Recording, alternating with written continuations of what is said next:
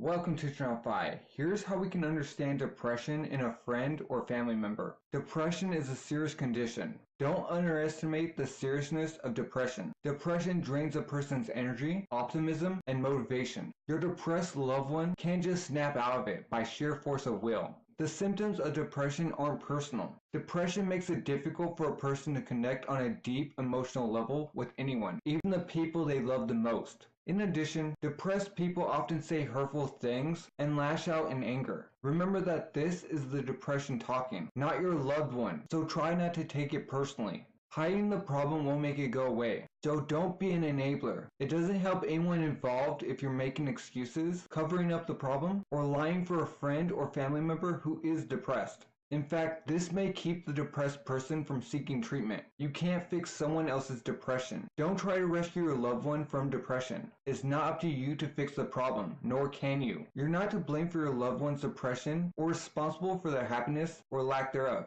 Ultimately, recovery is in the hands of the depressed person. Here are some signs that your friend or family member may be depressed. They don't seem to care about anything anymore. They were not typically sad, irritable, short-tempered, critical, or moody. They've lost interest in work, relationships, hobbies, or other pleasurable activities. They talk about feeling helpless or hopeless. They express a bleak or negative outlook on life. They frequently complain of aches and pains, such as headaches, stomach pains, and back pain. They complain of feeling tired and drained all the time. They have withdrawn from friends, family, and other social activities. They are either sleeping less than usual or oversleeping. They are eating either more or less than usual and have recently gained or lost weight. They have become indecisive, forgetful, disorganized, and out of it. They are drinking more or abusing drugs, including prescription sleeping drugs and painkillers. Here's how to talk to a loved one about depression. Sometimes it's hard to know what to say when speaking to a loved one about depression.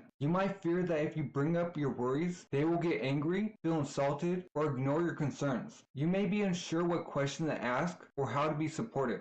If you don't know where to start, the following suggestions may help. But remember that being a compassionate listener is much more important than giving advice. Encourage the depressed person to talk about their feelings and be willing to listen without judgment. And don't expect a single conversation to be the end of it. Depressed people tend to withdraw from others and isolate themselves. You may need to express your concern and willingness to listen over and over again. Be gentle yet persistent. Here are some ways to start the conversation. I have been feeling concerned about you lately. Recently, I have noticed some differences in you and wondered how are you doing? I wanted to check in with you because you seem pretty down lately. Here are some questions you can ask. When did you begin feeling like this? Did something happen that made you start feeling this way? How can I best support you right now? Do you ever feel so bad that you don't want to be here anymore? Have you thought about getting help? Remember, being supportive involves offering encouragement and hope. Very often, this is a matter of talking to a person in a language that they will understand and respond to while in a depressed mind frame. Here's what you can say that helps. You are not alone in this. I'm here for you. You may not believe it now, but the way you're feeling will change. I may not be able to understand exactly how you feel, but I care about you and want to help. When you want to give up, tell yourself you will hold off for just one more day, hour, minute, whatever you can manage. You are important to me. Your life is important to me. Tell me what I can do now to help you. And here are things to avoid saying. It's all in your head. We all go through times like this. Look on the bright side. You have so much to live for. Why do you want to end it? I can't do anything about your situation. Just snap out of it. What's wrong with you? Shouldn't you be better by now? And that's how we can understand depression in a friend or family member. Remember, you're not alone. There's help out there for you. I truly hope this helps. Subscribe, like, comment, and thank you for watching.